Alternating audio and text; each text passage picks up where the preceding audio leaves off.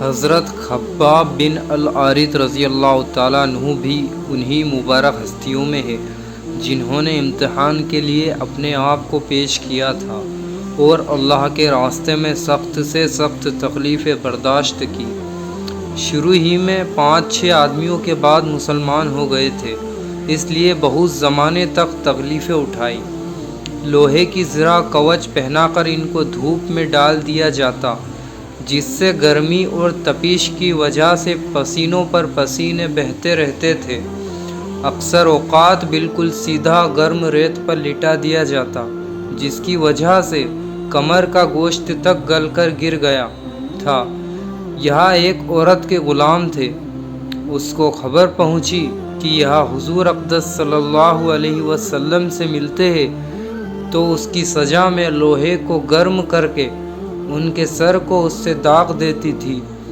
حضرت عمر رضی اللہ تعالیٰ عنہ نے ایک مرتبہ بہت عرصے کے بعد اپنے زمانہ خلافت میں حضرت خباب سے ان کی تکلیفوں کی تفصیل پوچھی جو ان کو پہنچائی گئی تھی۔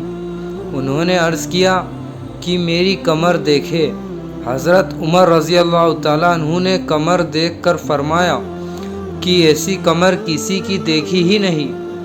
انہوں نے عرض کیا مجھے آنکھ کے انگاروں پر ڈال کر گھسیٹا گیا، میری کمر کی چربی اور خون سے وہاں آنکھ بجھی۔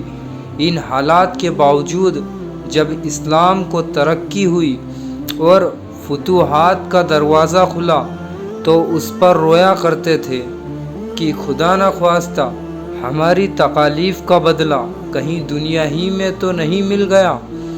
حضرت خباب رضی اللہ تعالیٰ عنہ کہتے ہیں کہ ایک مرتبہ حضور اقدس صلی اللہ علیہ وسلم نے خلاف عادت بہت ہی لمبی نماز پڑھی۔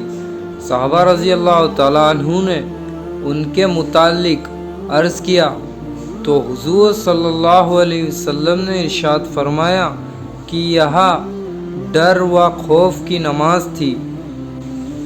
اس نماز میں میں نے اللہ تعالیٰ سے 3 دعائیں کی تھی، 2 ان میں سے قبول ہوئی اور ایک کو انکار فرما دیا۔ میں نے یہاں دعا کی کہ میری ساری امت قحط سے ہلاک نہ ہو جائے، یہاں دعا قبول ہو گئی۔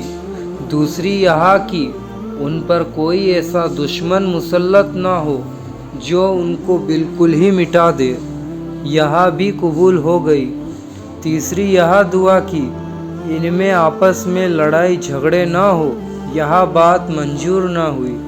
حضرت خباب رضی اللہ تعالیٰ عنہ کا انتقال 37 ہجری میں ہوا اور کوفہ میں سب سے پہلے صحابی یہی دفن ہوئے۔ ان کے انتقال کے بعد حضرت علی کرم اللہ وجہہ کا گزر ان کی قبر پر ہوا تو ارشاد فرمایا اللہ خباب پر رحم فرمائے۔ اپنی عیبت سے مسلمان ہوا اور خوشی سے ہجرت کی اور جہاد میں زندگی گزار دی اور مصیبتیں برداشت کی۔ مبارک ہے وہ شخص جو قیامت کو یاد رکھے اور حساب کتاب کی تیاری کرے اور گزارے کے قابل مال پر قناعت کرے اور اپنے مولا کو راضی کر لے۔ حقیقت میں مولا کو راضی کر لینا انہی لوگوں کا حصہ